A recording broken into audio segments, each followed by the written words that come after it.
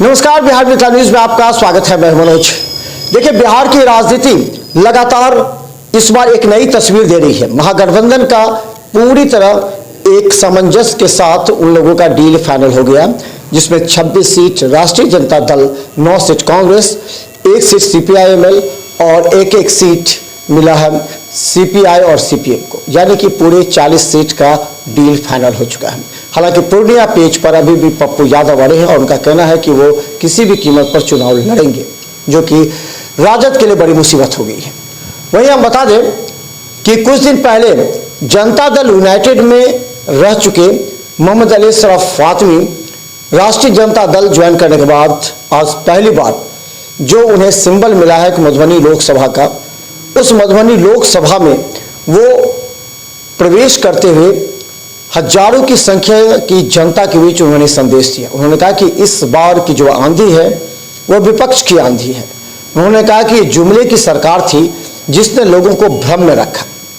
इसके साथ ही बता दें, अतरबेल में दरभंगा और मधुबनी दोनों समर्थक वहां मौजूद थे, जिन्होंने भव्य स्वागत किया।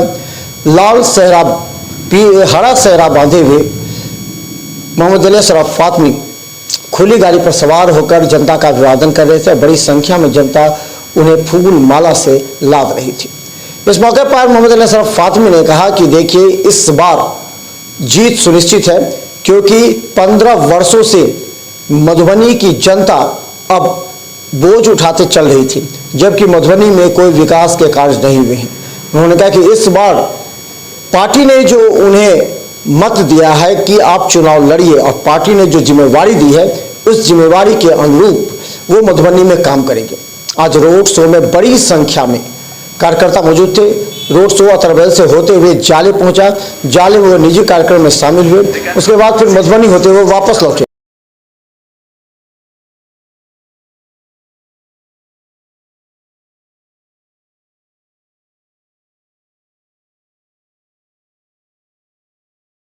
मैं तो दरभंगा का रहने वाला नहीं, मधुबनी से दोबारा आपको टिकट मिला है।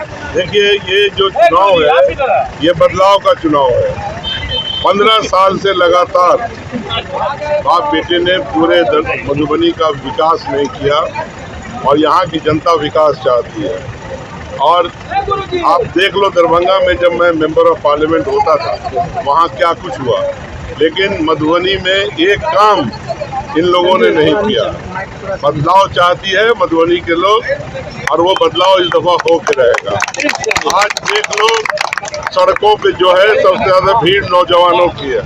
ये वो नौजवान है जिसके आशा है माननीय तेजस्वी जी से, जिस तरह से 17 महीने के अंदर उन्होंने नौजवानों को रोजगार, नौकरी से जोड़ा, उनका उत्साह बढ़ाया और उनको आगे बढ़ाने का संकल्प लिया। ये उसकी भीड़ है। और मैं आपको निश्चित रूप से कहना चाहता हूं कि बिहार के अंदर बड़ी जीत होने वाली है, और अगर बिहार जीतेगा तो दिल्ली में भी सरकार हमारी है। मोहम्मद अली शरफ फातमी के लिए इस बार बड़ी चुनौती है।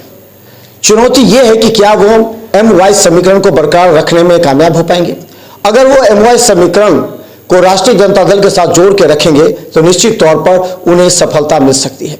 लेकिन अशोक यादव खुद यादव वर्ष से आते हैं और वो पिछले कई बार, यानी कि उनके पिता पहले डॉक्टर हुकुमदेव नारायण यादव थे, अब को अशोक यादव लगातार जीतते आए हैं। इस मौके पर मोहम्मद अली शरफ फातमी का यह मिशन था कि किसी तरह यादव वोट बैंक में सेंधमारी की जाए, और अशोक यादव ने पूरे यादव वोट बैंक को एकत्रित करके रखा, जो कि बड़ी मुसीबत हो सकती है।